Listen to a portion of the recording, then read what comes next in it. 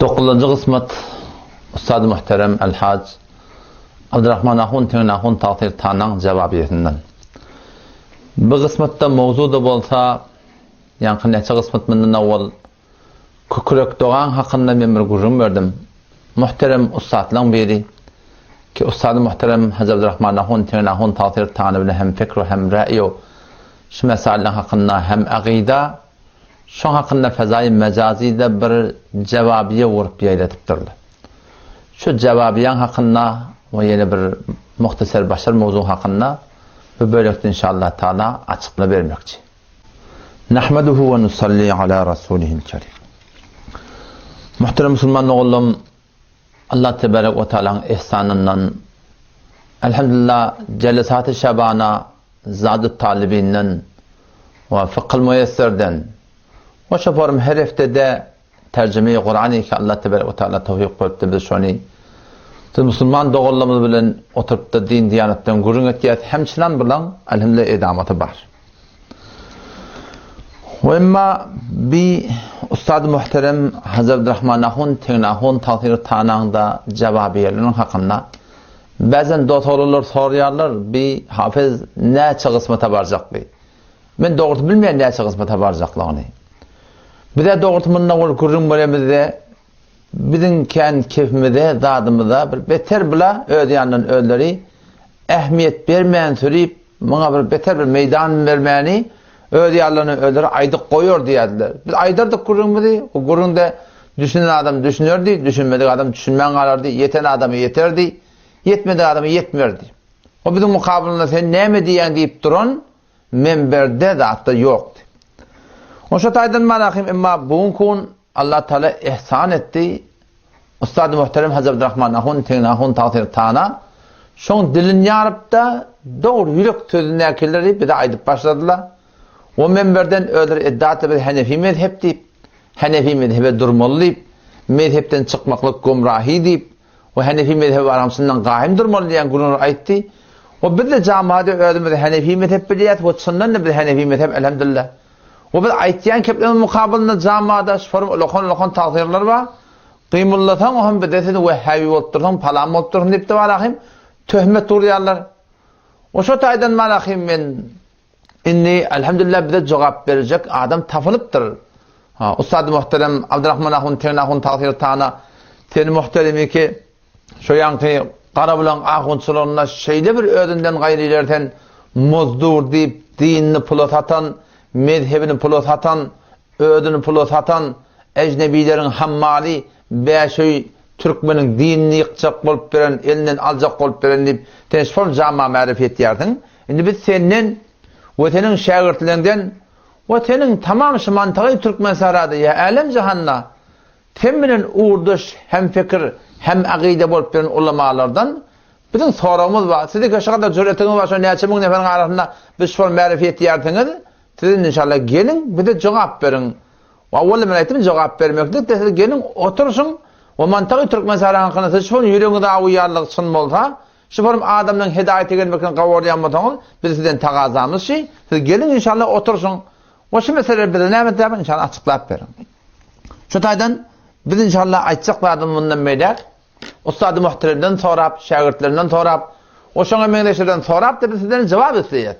Cevabı ki gelsin bir neşesi ilmide olsun. Bu form fezai mecazide yamaçlardan kağıt yazanın bilen, o şuna sauti yazanın bilen, ya yeni bir adam bilen, bu müdahatler bilen hiç hatta Türkmen seram müşkülü, hiç hatta hel olmayan Müslüman doğan. O zaman bu kısmette ben bir iki muğrada tezekkür veretim bu diye. Bir muğrada tezekkür, o bir muğrada elbette şunun hakkında bir açıklamaklık bir, çünkü bir meydana girigli, bir de hak düşünen adamı aydıglı, Otellerden bir taqaza edigli ki gelin otursun da. O yamaçlardan fezai mecazide birsi gurunlar berti yamaçan şubahatlar dört yartınız ve tevasav bil hak ve tevasav bil sabr. Rabbim Allah'ın hukmi bir hakka karşı halkı tavsiye etmeklik doğrusu deyip aytmaklık vadife olarak gerekli. Siz de bu forma fezai mecazide var şubahat dört yartın gerekli. Biz mecbur sizlerden aytmaklık olacağız. Bu tezekkür iki mesele verecek olayım. Bazen klipleri doğrulayanlar. Men filmlerimden ya sautilerden bir bölüğü kesip alıyorlar. o baştaki takdirlan bir bölük filmini son kaptasında koyarlar. O şu gurrunu yayratyanlar, o şu gurrunu hafız yolma doğrulan yalak buluyor. Hemçinin hani ki neçil min avval hormatlı yarmadahun takdir merhumun hakkında men şol öýüne şoň öýüne men barypdym. O men şoň öýüne ekidleri gördüm, Şeyh Otmanyň ekidini gördüm, öd ekidini gördüm, ola qollaň ekidini gördüm. Oşa barmalahym dualarda da atlarda bir gapdyr aýatul kursi, o bir gapdan ekidi gördüm. Şoňa men ýüregim agyrypdy, men bir at tutmanjak, hem tele men gurrun berdim. O soňra men şo bir bölek filmimi alyp, takdirinde barahym ýa haki heleli bilen talanmaşan ýerini ekidadi getiripde, şon jamaa ýayratdylar, o şu parum jelbe berdiler ki hafız ýolmaşyn dogurlapdy. Men aýdan kefimde dun. O ekidin haramlygyna ýarym ýaşak ýok. Hatda şo parum ekidler. Fakat şinasnama, guzarnama, ekid dilip diren zatları doňgudyň eti ýalak hiç ýotada halal bolmaýar.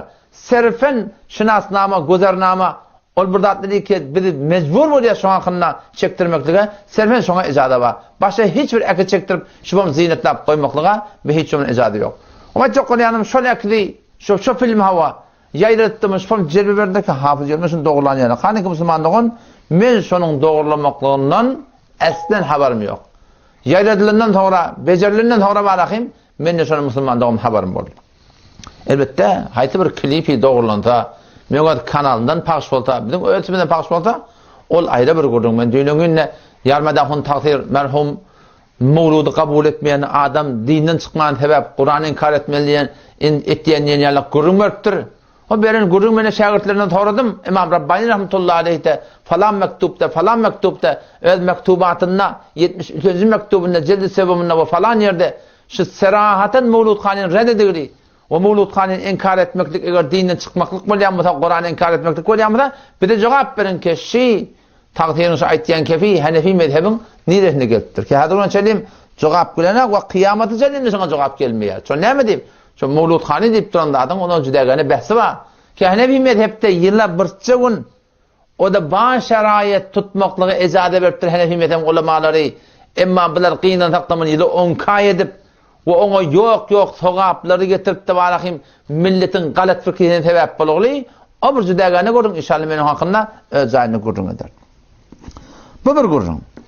İkinci gurrun ustad-ı muhteremlerin biri şu mantagada bir imam cümai muhterem, milletin ahını tanılayan adam ve tutulayan adam ve etibar edilen adam, men onun adını tutmak yadımda yok. Ve belki men hiçbir takdirin adını tutmakta yadımda yok. Bir de doğrusu mecbur olup sünke yetip bir öýden çykarýarlyk eden akla mecbur bolup o da ustadlaryň maslahaty bilen men at tutýan doğru. Ýa-ni şu takdirde men adymy çokdan, men elhamdülillah adamdan gorkturan adam diýe doğrusu. Men at tutup awry döküp ba şahsiýet döwmekliň ýerinde men şuň edimde ki aga gelinle otursunlar, mantagy türk mesela moşkun bir hali deydi. Bunda onu men aýtýar. Barha aýtdym. Ki şu CD'lerde de men aýtdym. Geçen CD'lerde men ýadap edildi. Ki gel bir otur söýleýim. Men bir zat diýen siz ki aýtsaňyz aýdypdyr, siz mozdur diýipdir, dinni satan diýipdir, mezhebini satan diýipdir, ejnemilerin hammal diýipdir, mezhebini satan diýipdir, türkmen marahym Səhran 5 ýyl türkmen dini eline ajak bolun diýipdir. Bir de şu zatlarda töhmeti ölümden tawjak bolup serfen defe töhmetler ekdi barahym şu gurunlar berip tut. O sizlerle barha bir tagazat ýat ki siz gelin oturuşun şu gurunlar bizden hel edin. Biz çyndan musulman dogalam ustad muhterem takdirler biz çyndan hakyň edini biz başa bir adam edinde.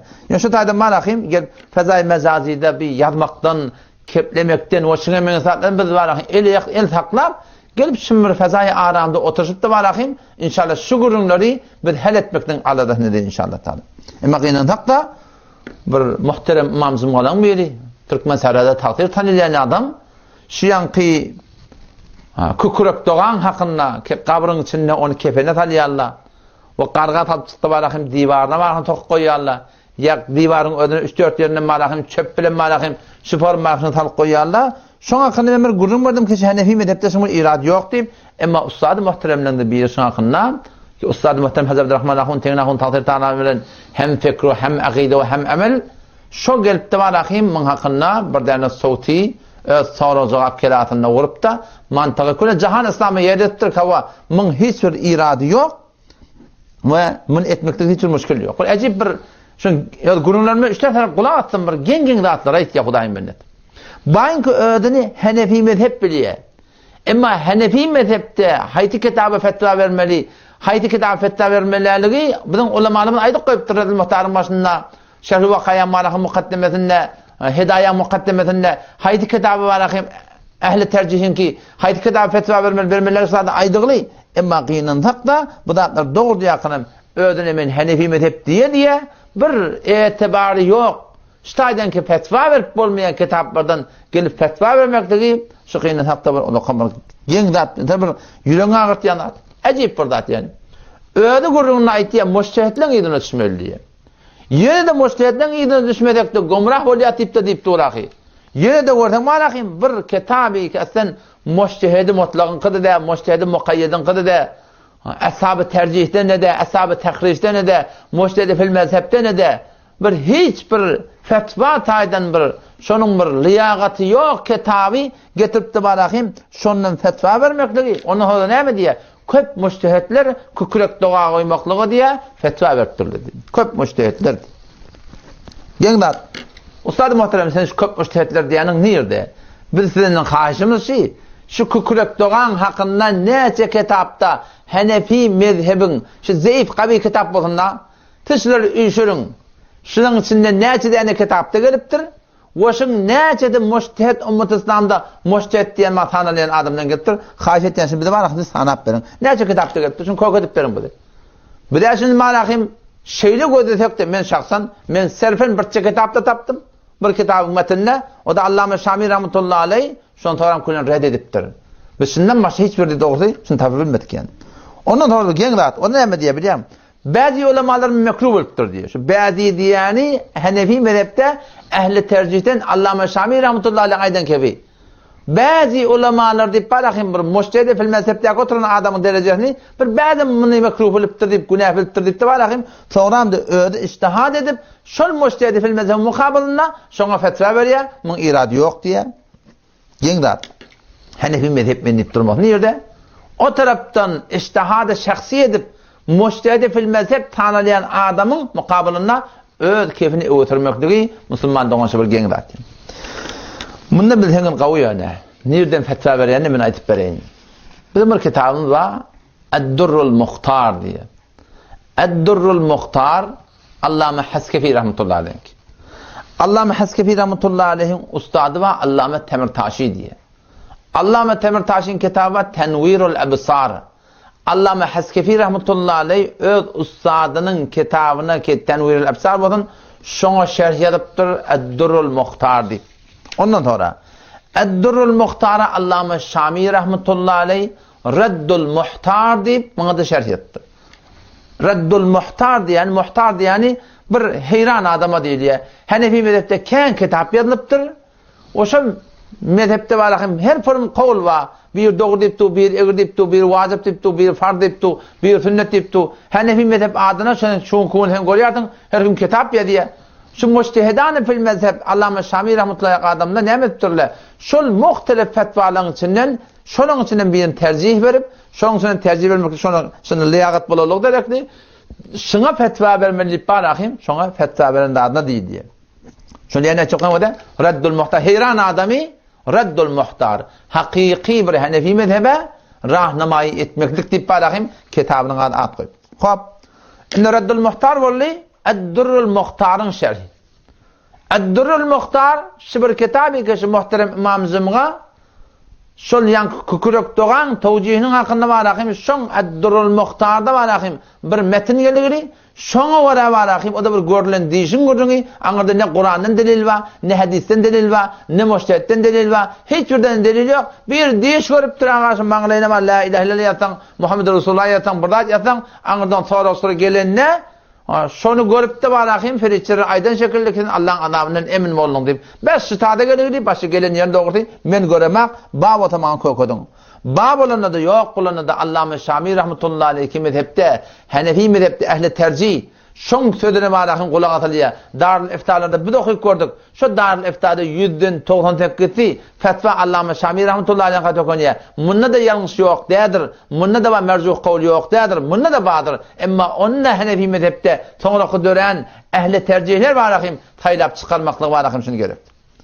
Allama Şamil rahmetullahi aleyh Reddul Muhtarda şiyan taghirin fetva beren kitabynyň eteginiň şerhi. Şu şerhinde näme diye metnini gözleýärli etegini gözleýän. Ben o kısmında da aýtdym ha. Bula bolugly Türkmen Sahra myň adyny şerif takypdyrlar. Indi teorekdekiler bilen hemmeti Wahhabi. Odan bilen teorege Wahhabi diýip teorege çykmany kitabyň şuruhatyndan dadandan marahym gynan hakda bilen habar ýok. Allama Şamil rahmetullahi diýär ki innehu la yecuzul ifta minel kutubil muhtasara. Muhtasar kitaplar var.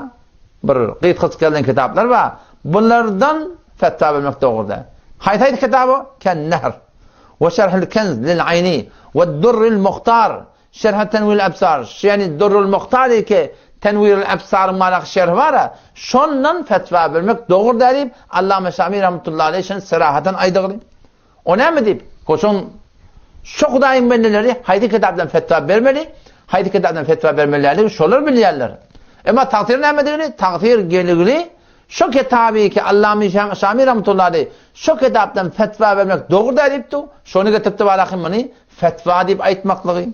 Ondan sonra da izin aýtýar. Näme deyip barahym şu muhtasar kitapda fetva vermek doğru da Allama Şamil rahmetullahi aleyh fela budde lehu min murajaati ma kutiba aleyha min el hawasi ay gayriha aw gayriha. Şol muhtasar kitaplar var, hawasiler var, haşiyeler var, şuruhatları var.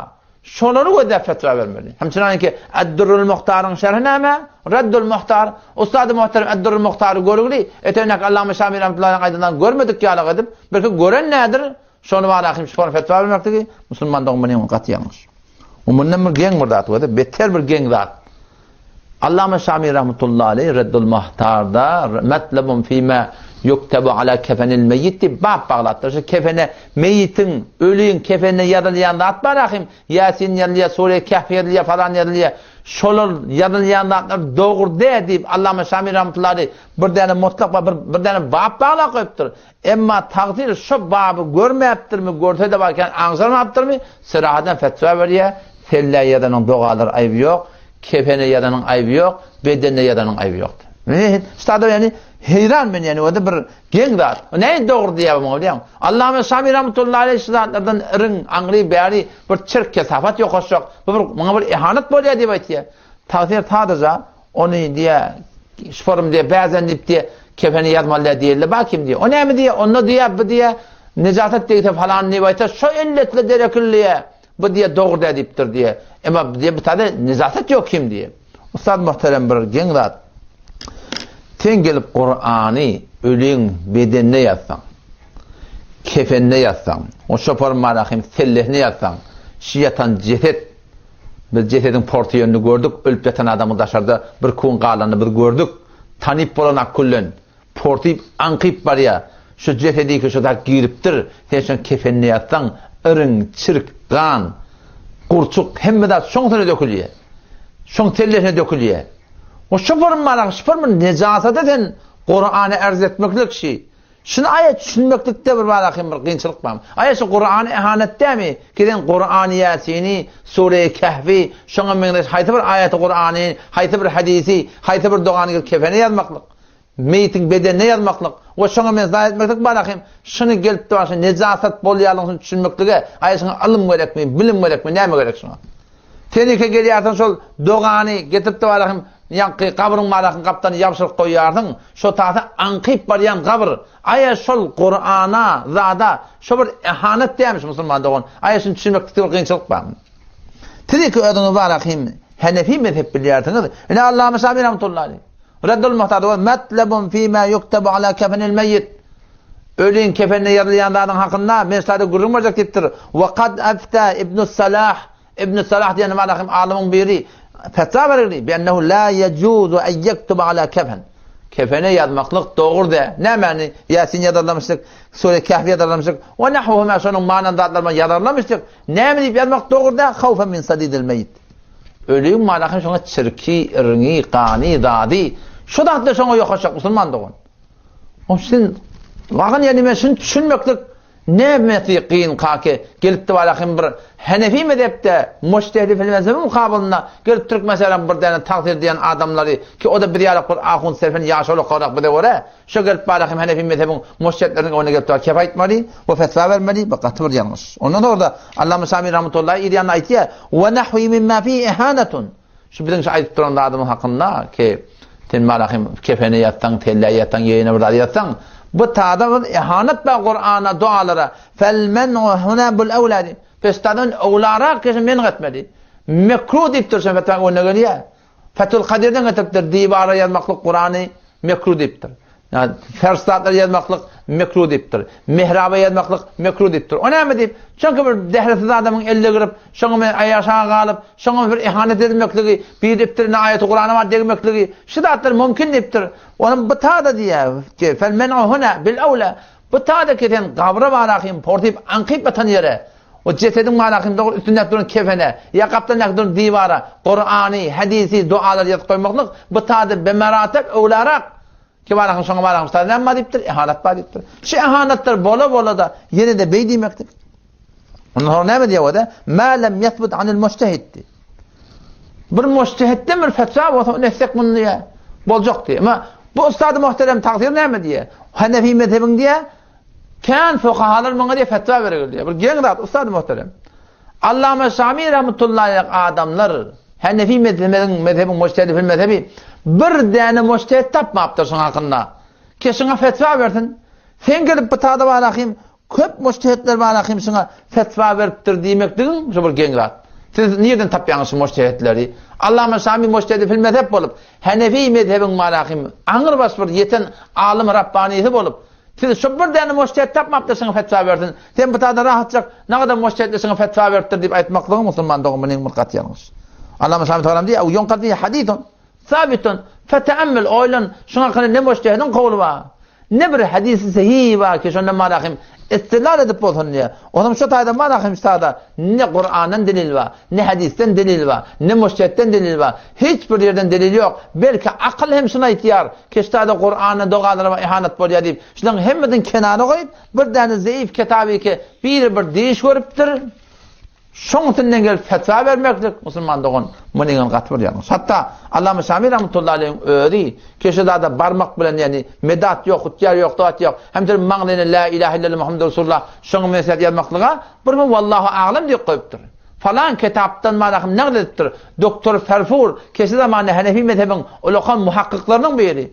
Şu da malakym Fawaid-i Şer'i diýen kitapdan Allama Sami rahmetullahi alayhi şonu malak adet veripdir. Men şu kitabı gördüm, men şu kitapda şunu tapmadım diye. Allama Sami rahmetullahi aýtýan kebinde şu ştada malakym şoň hakynda malakym nezer beripdir ki şu bir aňyrty bir sabit gowullar diýip. Ondan sonra ustad muhterem, imam cemaat muhterem, hormatly takdir, teniki milletiň arahyna gelip şu gurruny bermeklik. Hawa şofarym kefenine ýalypdyr, men kükrek dogan bar kefeniň arahyna goýupdyrlar. Diýbary ýapşyrypdyrlar, şoň men işleretdirler. Aňydan toraçlar gelene gaharlanyp getdirler.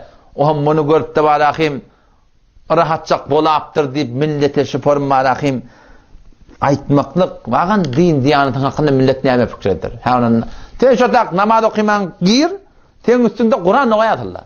Ten zekatyň bermän gabra gir, ten üstünde bar 10 näme Kur'an goýatyrlar. Ten hac farzyň eda etmän gabra gir, ten başyna näme bela gelýär. Sen takdir sen şu aýtýan gurunla millet şunu düşünýär, ha onda näme edamına birden kükrek doğa goýdurlar, bollum mı şu? Mevlud Khani ki Hanefi mezhepde bir çowunny ýyla bir tarap. Siz gelip onu ýyly onkay edip, o şupar millete harc etdirip, milyard şuna harç bolýar. Muny millete siz eneden dowma bolýaňyz diýip, şuparym yalandan kepleri ortağa getirip, muňa Hazrat Siddiqdan hadis getirip, Hazreti Faruk'tan rivayet getirip, Hazreti Osman'dan nakıl getirip, Hazreti Ali'den başka bir fetva getirip, falani. Şuparım bir yok kepleri ödüňizden bejerip, hayzy bir yerde bir peygamber öwlenmede, peygamberden salavatın hakyna aýdylanmada, muň hemmeti malakym ödýanyňdan ijtihad edip, siz gelipdi balakym muny Mevlud Khany ýormaklyňyz. Ustady muhterem, millet şuň konşun düşünşüli, sizin düşünýäriniňizden, ha onna her näme edam oli, tarap näme? Ol bir mevlud aýtdyrsa eneden dowma bolýar. Siz ne derin anda ki tarafın loğmat doğru mi? Allah'ı derse diyemi, Allah'ı vami yemi, vam al yami, alanak mi? Mun anırtın yemi. Her kim mevlut khani var barmallan. Onu da eneden doğmadık barakım şu torutunu yol salmallan. Onun içindeki teleke aqideleri ki ba men öz canazan doğsunmadı. Şol öz toyundan bana haber verdi. Men öz toyumda men ağlattılar diye. Ne yapalım ağladım dedim ben. Onda şu peygamber geldi, peygamber ruh geldi, ine peygamberden toyun görüptü. İnerke toyundan huzuru var deyip men şoq Resulullah sallallahu aleyhi ve sellem'den ağladım diye. Oşlar çından bir ola qamır yalnız kepler. Peygamber Aleyhisselam Hanefi mezhep. Ulan ehl-i sünnet ve cemaatda aqidesi Peygamber Aleyhisselam kabrında mübarek kabrında diriyeti. El-enbiya ahya'un fi kuburihim. Bir icmai aqide Peygamber mübarek kabrında diriyeti. Şu diriyetin insan şu taada şu mübarek benim peygamberimiz senin ruhun bel çıkarıp geldiğiniz ola taada öllüğü olur da. Ayet-i sünnet kelleğine daylanmayami. Allah çından size tevfik versin.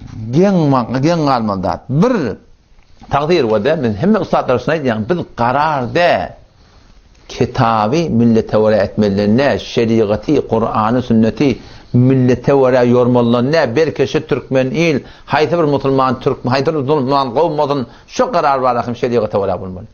Size Türkmen ilin arasında haydi bir daha ters olsa, kanan şunu ödünü var akım doğulacak kolayağın. Vakt sizin doğrulansa olmadı mı? Ustad muhteremler, karar ki Türkmen il var akım, şu tuğratında var akım, neme şeriatı vere etmek gerek. Kıyın ortalı. Yoş inşallah çünşörler. Emma varakim geldi varakim bir gayri kabul fetva kitaptan gelip fetva verip de sonranda varakim'in hakkında mujtehitler şey deyiptir.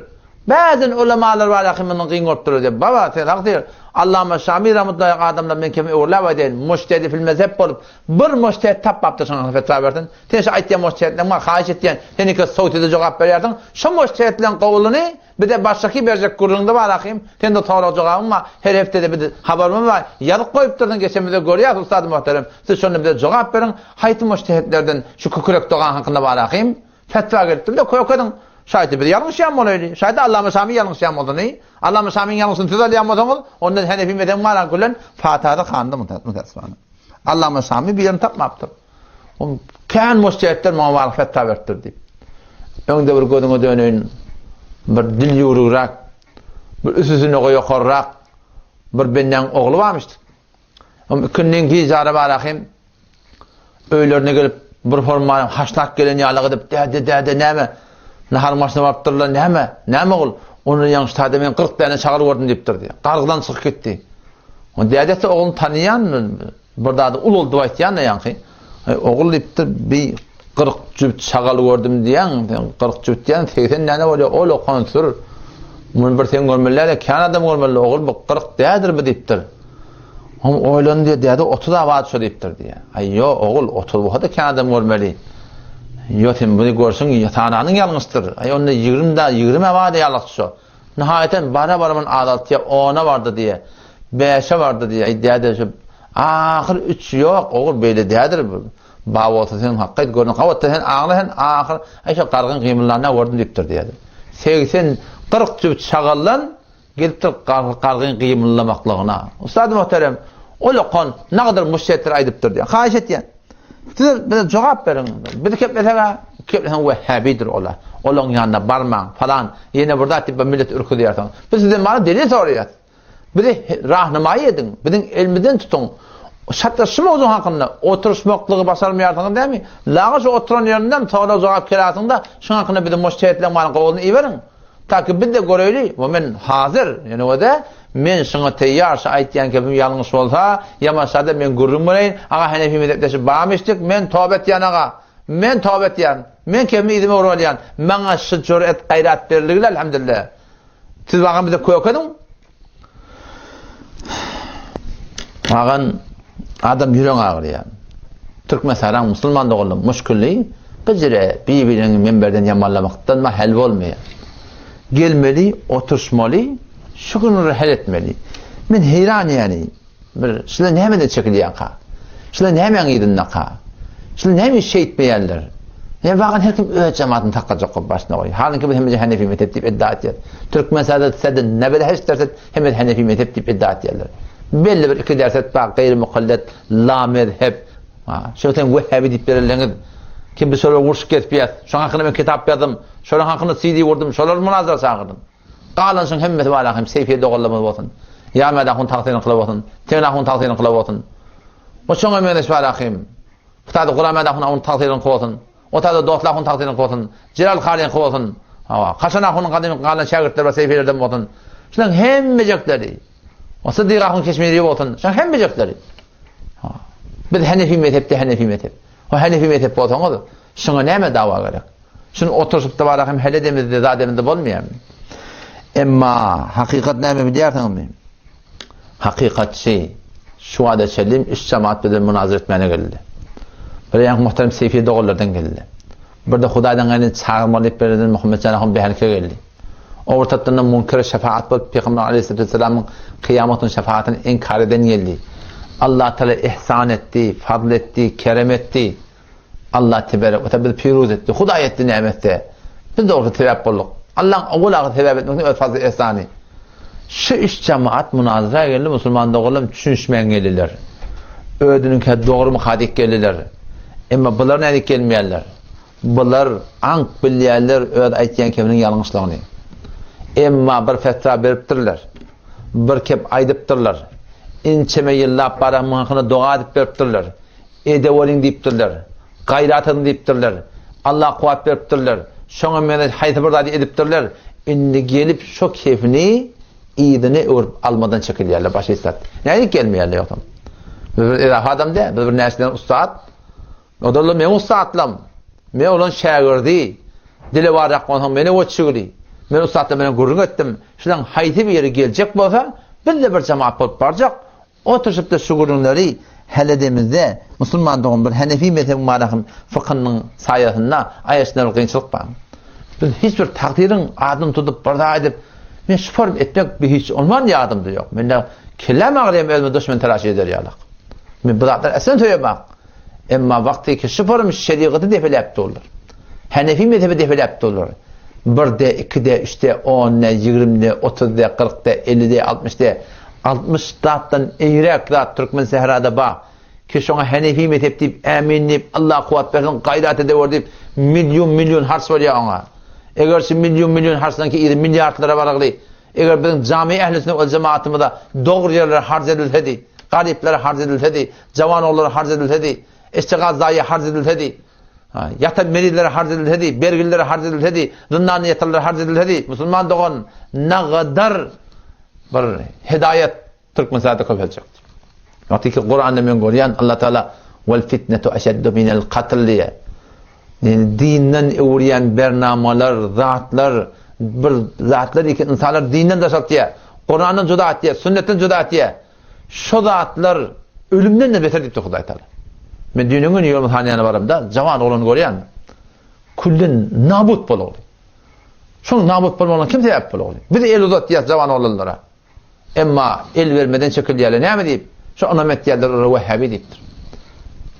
Emma bu konuda düşen ne oldu? Aslında zindagi kullama mutalaşy bolar. Yol masaliyany näce gulýarlyk jawan oğlanlar bar. Bir gün men molla kıyamatlam. Bu gün awallanma. Bu adam gurunda. Yol masaliyany gurun ýa molla kıyamatlam. Ne şondan gelýän ýoluň ornuna bilen jawan oğlan aty. Adam şondan elinde de şeşelik geldik bıçak bar. Yer gadyp oty şeýlerden. O men öwünde oturdum.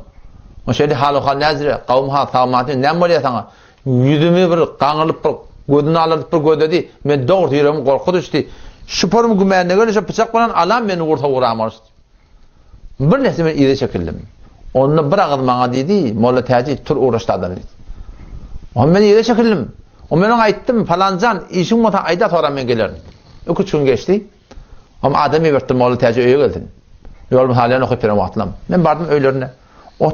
Turuşdyk, çaýty götürdi. Asaklaýa. Men näme bol aýaňa diýdim. Diýdim agyrýa. Diýdiň näme bol diýdim. Onda şoň ýan teň şu taýda hem otydy ba diýdi, olgun diýdi. Elde bıçak bardy. Şondan turup gaýdyp ödüm gelip attym meni. Ýöne de tanap garlyr diýe diýdini ýykypdyr. Men eneň ýaşy, ataň ýaşy. Sen näme beýtýärsiň? Jandan doýdum. Falan etdim. Otam maňa gatnap bir 2 hafta dagy mescidin hem zaýaty. Şolaň öýle bilen mescidin arasynda öý ýok. Duran öý ýok. 2 haftalepte qatlap bu mescidi barakim düdüp mescide getirdik.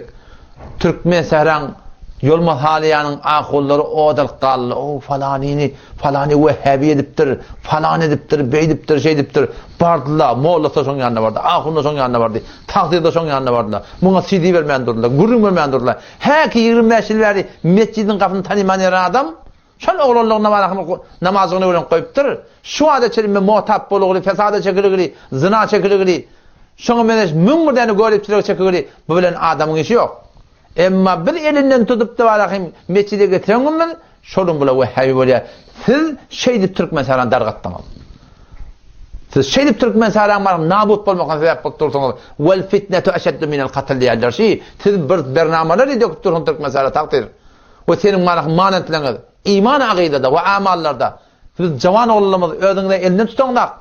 O elinden tutsunuz da varakım şu peygamberin takkanını koydurup bilenler. Nuraniyetiniz şu kadar zayıf. Talimatınız şu kadar zayıf. Kesin ne yaparım sizden malahim hidayet cami Türkmen Sehra'da roşta gitmeli, eve gitmeli, hidayet am olmalı. Sizi ki ödünüz harami menresatı etiket fiyatınız. Denane bilen şak bıçak tutup gurunma yatınız. Keset deset haramdat. Vel mer'atu ma'muratun bi sitri vesi'an ecnebiyin. Allame Şamil rahmetullahi aleyh. Denane ma'mur edinedilinden. Keşe denane den yüzünü. Başta namehremden örtmeli. Seni ki gelip de var olakan hücreyen takdiri olup şak başak ahun olup heliler gurrun veriyatınız, ders veriyatınız, onları Kur'an ders veriyatınız, koş okuyup veriyatınız. O zaman hidayet nereden gelmeli? Dününün de bir soruya da diye bir hücre vardık diyor Korrak'ta. Kuna tap takıl koruyor o hücre. Aslında yani var akıyım hiç sat yok yani. Şöyle bir soru ettim Moğol'dan bir. Şimdi ne bileyim Türkmen Sehran hücrelerimiz şeyle. Gülmü Moğollarımız adı diye. Karilerimiz adı diye. Gülmü hidayet adı diye. Moğollarımız sinema camiaları urgu çıkanak. Mübelleği din çıkanak. Ne hocuş adamlar çıkanak. Ne kadar hücreler Türkmen Sehran'da bağlanıqlı. Ne bileyim şeyleştiydi. Ben ustadlardan biri Pakistan'ın ulemalarının eşlerini görüyorum. Başına etip vereyim. O hakikatte şey dedim.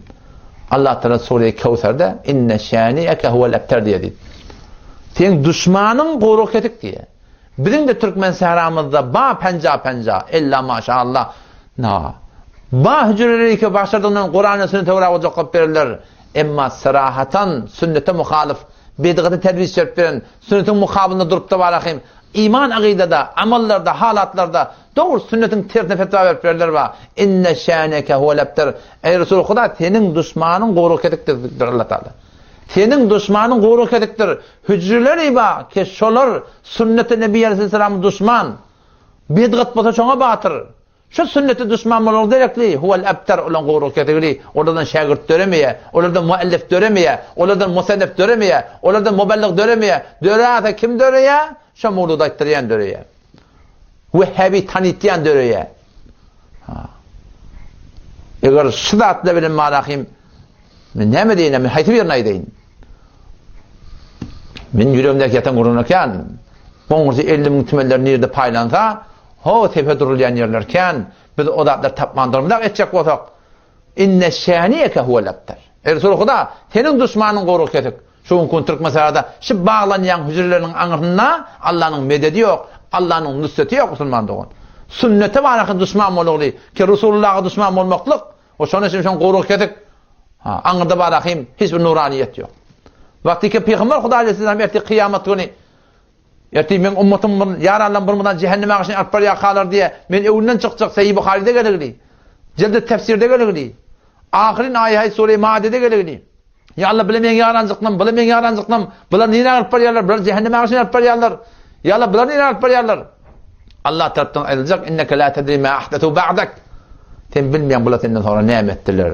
Yok hatta dörettiler. Mezhepteki yok hatta dörettiler, sünnetteki yok hatta dörettiler, bidgatta dörettiler. Sen bilmeyen bu senden sonra ne ettiler diye. Peygamber sallallahu aleyhi ve sellem mevlüt aylan verem olsa, şu da Peygamber'e şey demirdiler. Peygamber sallallahu aleyhi ve sellem ne dedi hagavi? Soh kallimen ba'di. Daş olsun o adamları ki benim sünnetimi kestirdiler diye. Şu kun benim hücrelerimizin ne kadarları illa maşallah elhamdülillah niyetler saf. Başardığını Kur'an'ın sünneti mutabık bol verirler ba. Emma ne kadar hallarsın malahim. Yani kullen sünnet-i Nebi'ye düşman mı olur? Sünnet-i Peygamber Aleyhisselam'ın düşman mı olur? Öldürüne fetva verip, halaf-ı mezhep, bedgatlar yoňa digili adam hücrele geçecek mi näme? Hücre demek Rabbani alim çıkacak mı hem näme? Allah tebaraka tawfik bersin.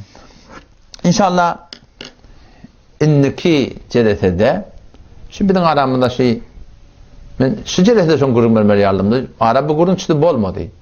Tamamdan sonra dua etýärler, amin diýärler. Kur'an okuýarlar, amin diýärler. Çaydan sonra dua edip amin diýärler. Namazdan sonra sünnetten sonra dua etýärler. Ya farz namazda iki namazda sonra oturup dua etýärler. Bir duada, iki duada 3-4 tane dua şeýle goýupdyrlar. Çadyra giýen Kur'an okuýmaly dua etýärler. Çykjak olan izazat dua etýärler. Şu zatlar Hanefi mezhepde bami ya yok mu? Hanefi mezhep Müslüman doğan. Şu zatdan hiç haýaty yok. Bir kitap tapmarlar. Hanefi mezhepden keşi zatlar bağ bolsun. Ha Hanefi mezhepde oýanarken sünnet namazı bir Kur'an okuýmaly. Ha ondan sonra falan amin diýmeli, tefsir hoýa 3 dua etmeli. Şu zatlar bir kul yok Müslüman doğan. Bular nereden döretipdirler? Bular ijtihad etýärler öz ýallarynyň. Bular müştehid fil mezhep bolugly öz ýallarynyň. Şu Türkmenistanyň aradak dören bedgatlaryň şeriaty toğra jurajak bolýarlar. Kitapta yok adı. Ay yok kim yok onu hemek bilýär. Hiç kim badi bilen ona. Bir dene kitap getirildi Hanefi mezhepden. Mu'teber Hanefi mezhep kitabı bolsun, keşidatlar badi bolsun. Bir kitapta yok. Onu bilen nereden etýär onlar? Bular öder müştehid bular. Etmediğim yaptır ki peygamber diye. Peygamber etmediğim yaptır diyor. Etmeyaptır kim diye. Kitapta da yok diyor. Etmediğim yaptır edecekler diye. Şol ödýän ölerşon dili tutsun onu. İnşallah indiki derse Allah tebaraka ve tawfik bersin. Şoň hakkında gurulma dert. Allah tebaraka ve kabul etsin. Vesselamu aleykum ve rahmetullahi ve berekatuhu.